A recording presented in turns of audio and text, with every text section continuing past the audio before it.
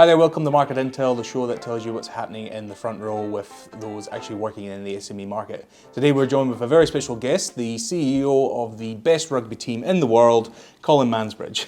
How are you, Colin? Good, thanks, Dave. Yeah, good, thanks. In the front row, I heard you say as well. So yeah, that's exactly where we should be. It's always been the front row. When I set up Market Intel, it's because you don't miss anything in the front row. Yeah. Because what position are you? I hate to disagree with that, but always with the backs. Yeah, front. I've always played prop, and you don't miss a thing. Yeah. So look, Market Intel, like you say, we always just talk about what's the challenges and opportunities in the SME market.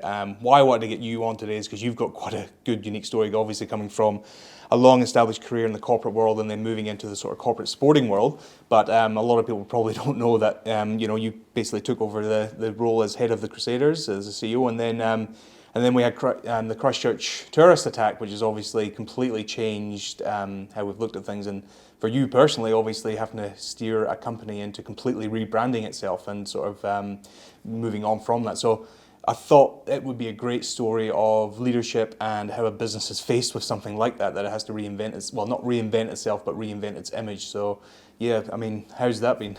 Yeah, it was a challenge, Dave. It's fair to say it was. It was pretty tough through the first period afterwards. But the good thing about it was it forced us to sit back and have a good look at who we are. So if you think about the history of the club, a lot of people mix up who we are and what we're about with some of the branding and imagery. And what this forced us to do was to have a good hard look at that. And what we found was that the club isn't actually about the icon that sat on the sleeve. It was about much more than that. It was about connection with each other and with the community. It's about resilience. I think the Crusaders was a great example during or post the earthquakes. Gave people a reason in Christchurch in particular to get out of bed each day, and quite inspirational there. So the resilience thing, and then this third piece about identity, and it's quite an amazing club. The characters that have been through it, and those that have done really, really well in this environment versus other environments. And so what we learned, that you put those things together and you start telling a story about that, and the word crusade can mean what we now choose to represent it as, versus it's sort of knights and swords and crosses. And so more about the story that we now use, the tohu and the whakatauki that explains who we are. So yeah, it was challenging, but I think we're a better place as a result of going through the process. And so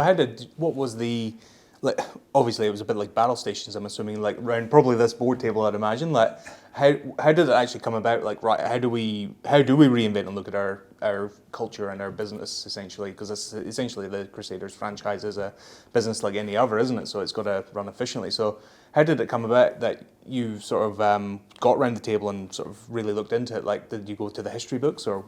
It's interesting. It's one of the Māori elders that gave us advice through the process talked to us about thinking quickly and acting slowly or deliberately.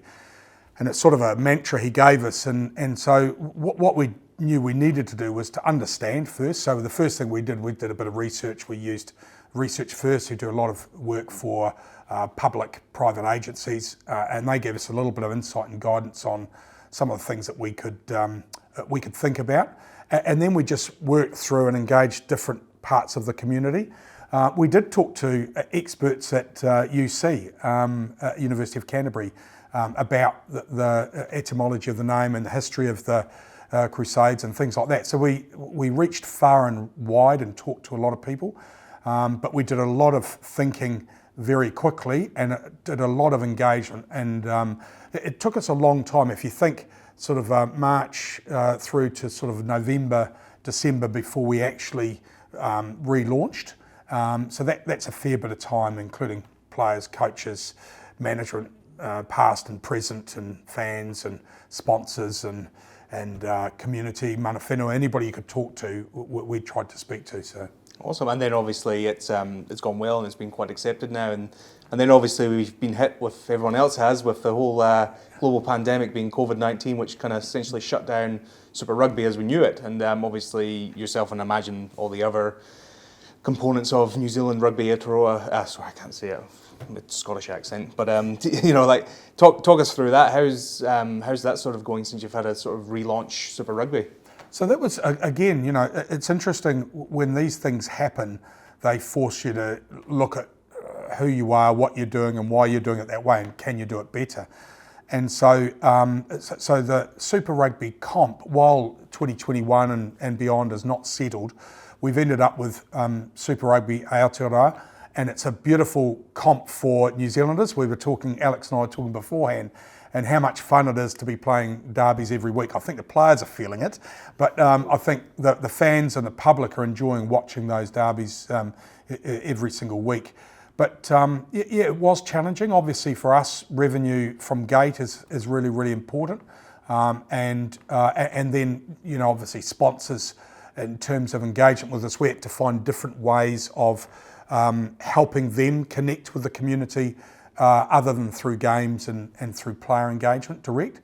So that required a bit of sort of different thinking. But yeah, some of the revenue streams did take a little bit of that. So, I mean, one of the difficult things, like a lot of firms, we had to deal with some staffing issues and resourcing, had to take a 20 and 2021 look at the world and sort of think, what do we need to get through there and survive first, and then think about what that means from then on in. I think what I've noticed as well, Colin, is that engagement has actually been going up in the Aotearoa competition, and initially we weren't seeing it at the start of the season as well. Is that what you're seeing as well, when we had the Super Rugby competition as opposed to just the Aotearoa competition?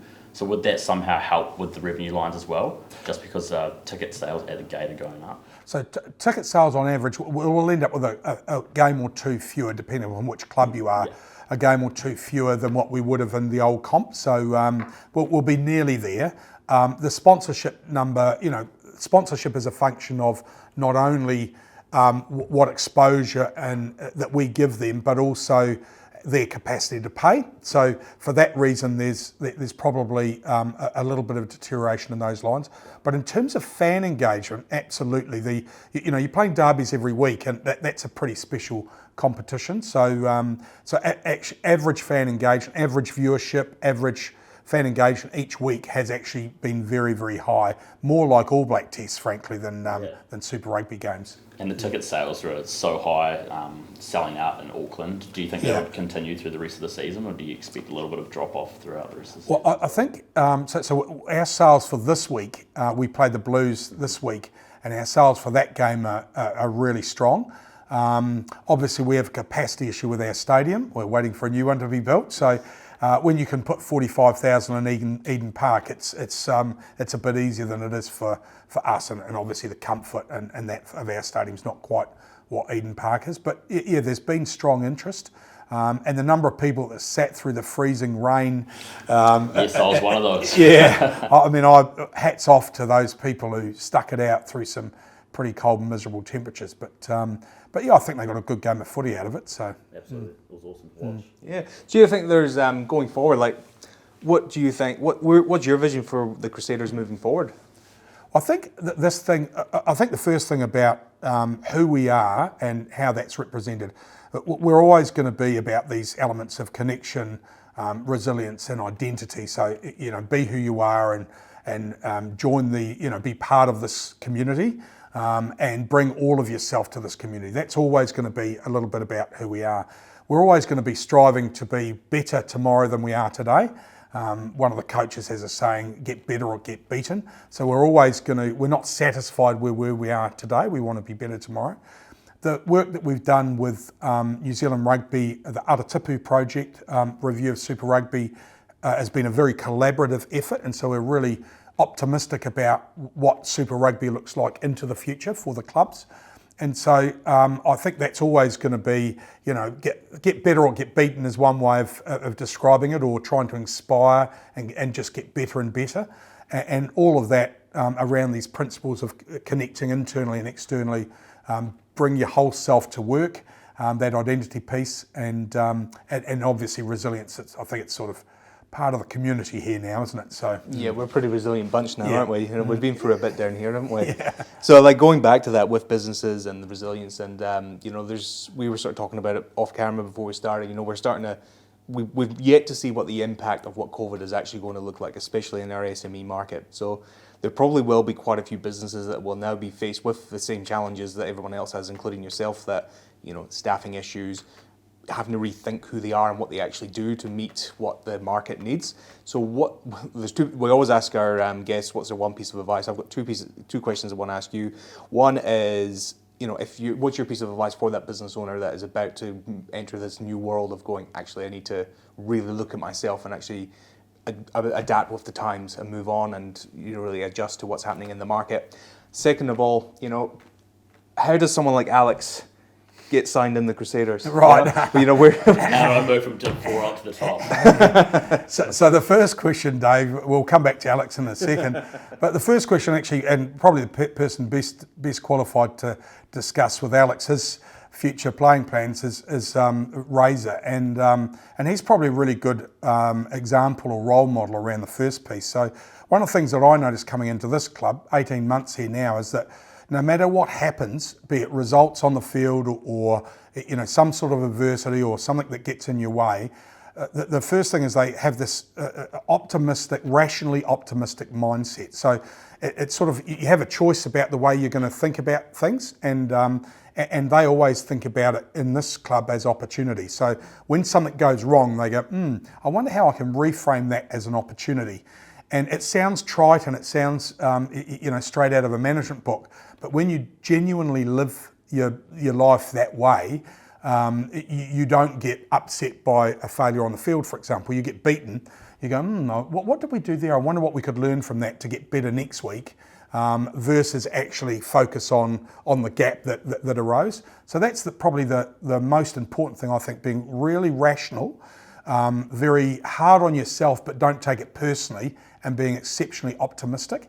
And you put those things together, and the mindset will, all the techniques and strategies, frankly, there's 1,000 management books that say that, but being really, really strategic about your mindset is, I think, that's the difference between those that do well and those that find it a bit harder. That's awesome. Perfect. Well, there you go, everyone. That's it, straight from the front row. So thanks, Colin. That's been great. And looking forward to the Blues this weekend, actually. So cheers. Thanks, game. Dave. Cheers. Appreciate it. Thank you. Thanks, Alex. Cheers.